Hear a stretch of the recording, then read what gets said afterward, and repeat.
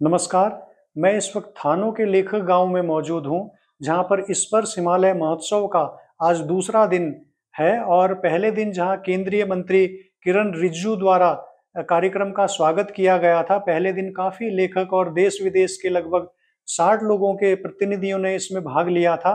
वहीं आज दूसरे दिन जो केंद्रीय कानून मंत्री हैं अर्जुन राम मेघवाल, उनके द्वारा कार्यक्रम का शुभारंभ किया गया है और अपने संबोधन में उन्होंने ये कहा है कि जो ये भारत का ये वर्तमान दौर चल रहा है, वर्तमान जो युग है वो 4.0 का युग है, इंडस्ट्री 4.0 का ये युग है, जो एआई, 3D प्रिंटिंग और रोबोटिक्स से जुड़ा हुआ है।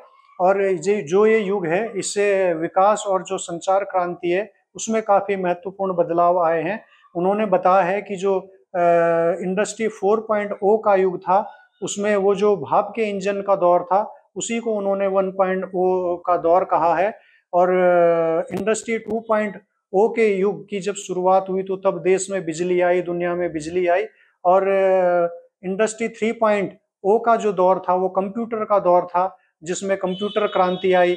और तब कंप्यूटर का काफी लोगों ने विरोध किया था, लेकिन आज कंप्यूटर से हर व्यक्ति किसी न किसी रूप में जुड़ा हुआ है और कंप्यूटर से काफी फायदे हो रहे हैं।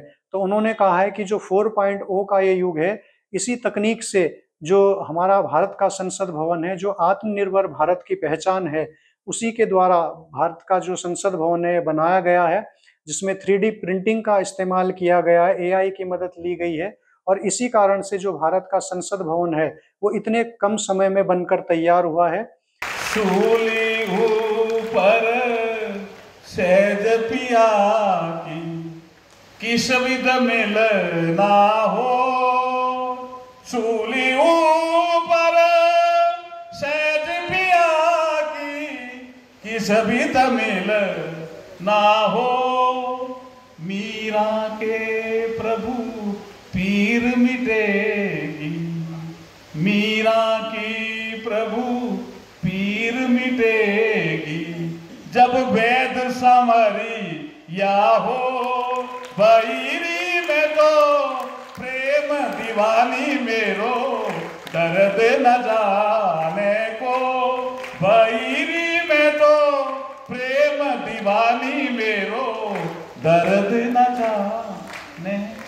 केंद्रीय कानून मंत्री से पहले के पूर्व के वक्ता जब बोल रहे थे तो उन्होंने उनकी ये मांग थी कि जब केंद्रीय कानून मंत्री बोले तो वो अपने जो वो भजन कहते हैं, भजन गाते हैं, उनको भी वो लोगों के सामने रखें। और चिदानंद मुनि जी ने इसके बारे में कहा है कि वो बहुत अच्छा भजन गाते हैं। तो जब केंद्रीय कानून मंत्री की बोलने की बारी आई तो उन्होंने अपने संबोधन में मीरा का जो एक बहुत ही फेमस भजन है, मेरा दर्द न जाने कोई, ये भजन उन्होंने सुनाया है।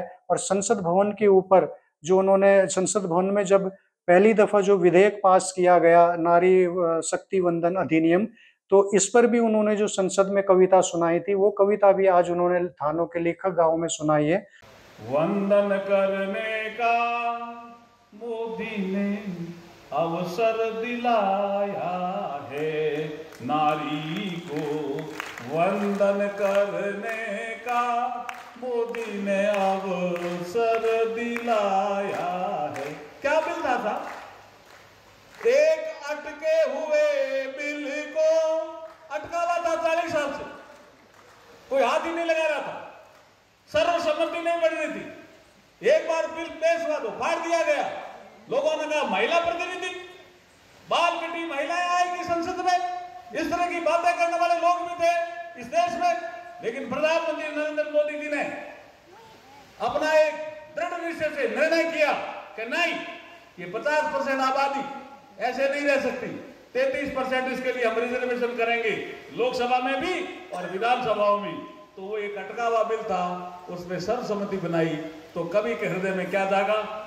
एक अटके हुए बिल को संसद से पास कराया है, संसद से पास कराया है। वो बिल पर, शब्द बहुत शानदार है निशंक जी, वो बिल पर सर्वसम्मति, वो बिल पर सर्वसम्मति बना इतिहास रचाया है, नारी को वंदन करने का मोदी ने अवसर दिया। और जब उन्होंने मीरा के भजन गाए, जो नारी शक्ति वंदन पर जो कविता उन्होंने सुनाई है, तो वहाँ मौजूद लोगों ने काफी तालियां बजाई हैं। और इसी के साथ आज का जो स्पर्श हिमालय महोत्सव का दूसरा दिन था, उसका समापन हुआ। कल स्पर्श हिमालय महोत्सव का तीसरा दिन है, उसमें भी देश विदेश के काफी लोगों के भाग लेने की संभावनाएं हैं।